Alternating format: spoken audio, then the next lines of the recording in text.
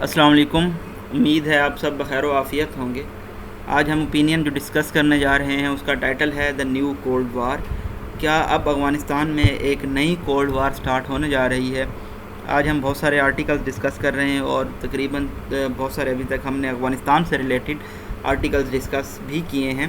تو ان تمام کے لیے میں نے ایک الگ سے پلے لسٹ بنا دی ہے تاکہ جو افغان کا سینیریو ہے وہ آپ اس کو کنکلوڈ کر لیں. آپ اگر ایسے لکھنے بیٹھتے ہیں تو یہ تمام جو ہمارے پاس اوپینینز ہیں ان کے جو ٹائٹل ہیں یہ آپ کی آؤٹ لائن بن سکتے ہیں اور انہی آؤٹ لائنز کو آپ آگے لے کے چل سکتے ہیں.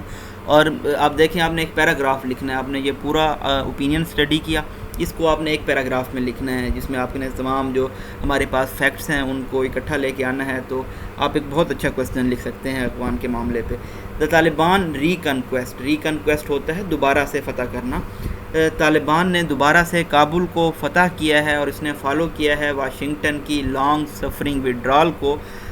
ٹریگرڈ اسپیکولیشن, اور اس کی وجہ سے بہت سارے لوگ تھیورائز کر رہے ہیں, ہائپوتھائز کر رہے ہیں amongst progressives that the later plan to halt China's economic and geopolitical advance, کہ امریکہ کا یہ پلان ہے کہ وہ سٹاپ کرے, روکے چائنا کی معیشی اور جیو پولیٹیکل ایڈوانسمنٹ کو through the age old method of war by proxy, جو بہت صدیوں پرانا میتھڈ ہے پراکسی کے ذریعے وار کرنے کا. اس کے ذریعے پراکسی ہوتا ہے کسی دوسرے ملک میں جا کے جنگ لڑنا. After 20 years of stalemate in Afghanistan میں 20 سال کے ڈیڈ لاک امپاس کے بعد it is possible that US could gleefully watch idly, یہ ممکن ہے کہ امریکہ اب چیئرفل طریقے سے اور ایملیسلی لیزی وے میں یہ دیکھنا چاہتا ہے کہ طالبان کی رجیم کابل میں کس طرح سے اس کی کمپٹیٹر کو بلیڈ کرتی ہے ود ایسپیریشنز فار گلوبل پاور, اور اس کی عالمی طاقت کے لیے کیا ایسپیریشن ہو سکتی ہیں.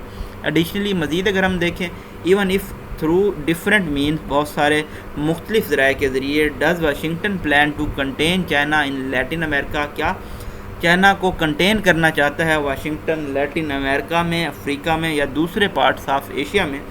آل ریجنز, یہ تمام ایسے علاقے ہیں جہاں پہ بیجنگ نے انہینس کیا ہے, بڑھایا ہے اپنا انفلوئنس, اثر و رسوخ, کلاؤڈ پچھلی 2 دہائیوں میں. It was in these same regions, انہی خطوں میں تھا that the original cold war played out between the Soviet Union and the US. original cold war start ہوئی تھی سوویت یونین اور US کے درمیان. despite reaching the brink of direct conflict on handful of occasions, باوجود اس کے کہ وہ direct conflict جنگ کے دہانے پہ پہنچ گئے تھے بعض موقعوں پہ. the two super powers never did attack each other's territory, in 2 super powers نے کبھی ایک دوسرے کے خطے پہ حملہ نہیں کیا. But proxy wars dotted the globe, لیکن انہوں نے اپنی پراکسیز وار پوری دنیا میں پھیلا دی, جن میں انگولا, ویتنام, نکارگوا, افغانستان شامل ہیں. Were just some of major theatres of cold war, یہ سب سے بڑے تھیٹرز سے کولڈ وار میں, جبکہ دوسرے علاقوں میں بھی یہ کولڈ وار جاری تھی. China is the first and only country, China پہلا اور ایک واحد ملک ہے that has since the collapse of Soviet Union emerged to compete with US for global dominance, جو کہ سوویت یونین کے کولیپس کے بعد US کے ساتھ کمپیٹ کرنے کے لیے, عالمی ڈومیننس کے لیے سامنے آیا ہے, ایمرج ہوا ہے. Depending on what measures one chooses to employ, اس بات پہ انحصار کرتے ہوئے کہ کون سے اقدام کو یہ چوز کرتا ہے امپلائے کرنے کے لیے. China is now arguably the world's biggest economy, China اب دنیا کی سب سے بڑی اکانمی ہے. Albeit only in the realm of production, اگرچہ صرف پروڈکشن کے میدان میں. The US still remains the world's preeminent financial power, لیکن US ابھی بھی دنیا کی گریٹسٹ معیشی پاور ہے. Through the belt and road initiative, belt اور روڈ انیشیٹو کے ذریعے, BRI کے ذریعے, بیجنگ ہیز سگنلڈ, بیجنگ نے یہ انڈیکیٹ کیا ہے that it intends to extend its economic influence, کہ یہ اپنے معیشی اثر و رسوخ کو پھیلانا چاہتا ہے through a plethora of infrastructure investment, plenty of infrastructure investment کر کے. The $65 billion slated for CPEC, جو سی پیک کے لیے $65 billion مختص کیے گئے ہیں, یہ صرف ایک چھوٹی سی اماؤنٹ ہے $1 trillion کی, جو کہ بیجنگ ایکسپیکٹ کر رہا ہے انویسٹ کرنے کے لیے BRI پروجیکٹس میں پوری دنیا میں. The US experience in Afghanistan میں جو امریکہ کا تجربہ رہا ہے, makes clear that if Washington retains the option to bomb ایک کنٹری, اگر واشنگٹن اس آپشن کو ریٹین رکھتا ہے, اپنے پاس رکھتا ہے کہ وہ بم کرے گا کسی ملک کو آکوپائی کرنے کے لیے, اور پھر اس کو ریکلیسلی بالکل بے احتیاطی سے ابنڈن کر دے گا, چھوڑ دے گا. Such imperial adventures do not necessarily advance even a superpower's overall global standing. اس طرح کے جو امپیریل ایڈونچرز کیے جاتے ہیں, مہمیں کی جاتی ہیں, یہ کسی بھی عالمی پاور کے اوور آل گلوبل عالمی اسٹینڈنگ کو آگے نہیں بڑھائیں گی. دا لیسن از, تو اس میں ہمیں سبق یہ ملتا ہے, what explains Washington shift inward. تو یہاں سے نکلنا, وڈرا کرنا, جو شفٹ انورڈ ہے کیا چیز اس کو ایکسپلین کرتی ہے. The Biden administration's first order of serious business کا آرڈر دیا تھا بائیڈن ایڈمنسٹریشن میں, اور انہوں نے اناؤنس کیا تھا $1 ٹریلین ڈومیسٹک انویسٹمنٹ پیکیج کے طور پہ, تاکہ ری ہیبیٹیٹ کیا جائے امریکن کرمبلنگ انفراسٹرکچر کو, ختم ہوتے ہوئے ڈکلائننگ انفراسٹرکچر کو, by following through a Trump's decision. اور انہوں نے ڈونلڈ ٹرمپ کے فیصلے کو فالو کیا کہ افغانستان سے پل کیا جائے گا. بائیڈن نے یہ بھی کنفرم کیا ہے کہ واشنگٹن مؤثر طور پہ اپنا جو فوکس ہے وہ شفٹ کر رہا ہے so called war on terror سے toward strategic containment of China کی جانب, یعنی کہ چائنا کو لمٹ کیا جائے.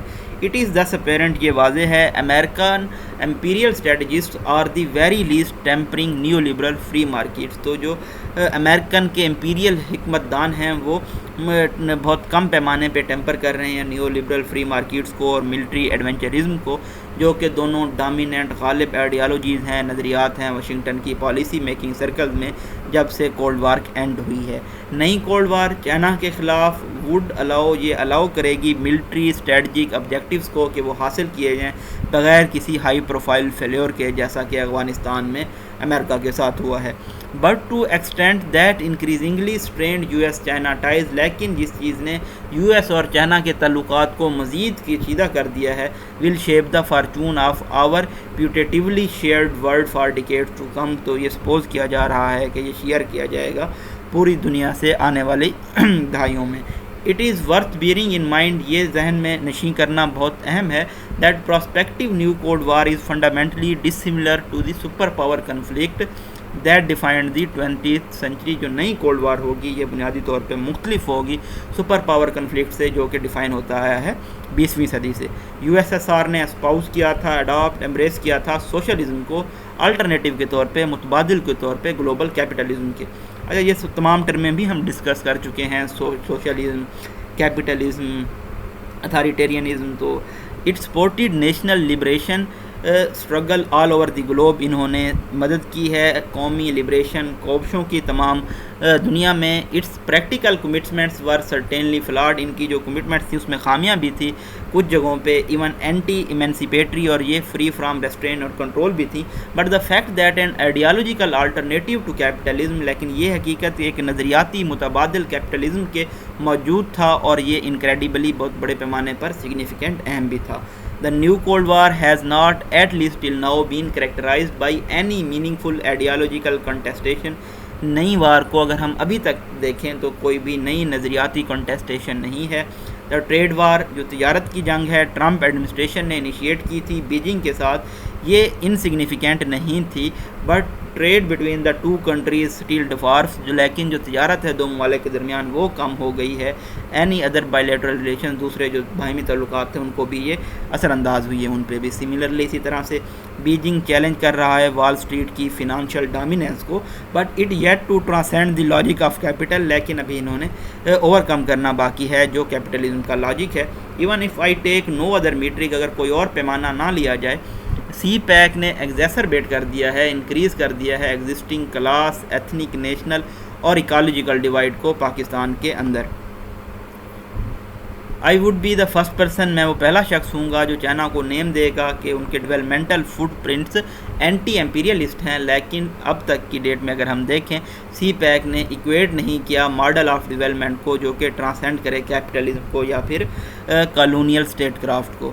It is also telling that, اس میں یہ بھی بتانا ضروری ہے کہ Beijing is one of the few countries, ان کچھ ممالک میں سے ہے جو کہ سگنل کر رہے ہیں, انڈیکیشن دے رہے ہیں that it could recognise and work with a Taliban controlled government in Kabul, کے یہ طالبان کی حکومت کو تسلیم بھی کر سکتے ہیں اور طالبان کنٹرول حکومت کے ساتھ کام بھی کر سکتے ہیں. This implies that China believes it can give as good as it gets in any war by proxy. تو اس کا مطلب یہ ہے کہ چائنا کو اگر پراکسی کے ذریعے وار لڑی جاتی ہے تو اس میں بھی یہ کامیاب ہو سکتا ہے, as if not more importantly it is not necessarily oppose to right wing militant ideologies. اگر ضروری طور پر یہ اپوز نہیں ہے، مخالف نہیں ہے رائٹ ونگ ملیٹنٹ کے نظریات سے وچ دا طالبان پروفیس، جو کہ طالبان اناؤنس کرتے ہیں، so long as there is know spell over effect ان ریسٹیو شنجیانگ، جب تک اس کے ایفیکٹس اگر سپرینڈ نہ ہوں ان کے صوبے شنجیانگ میں.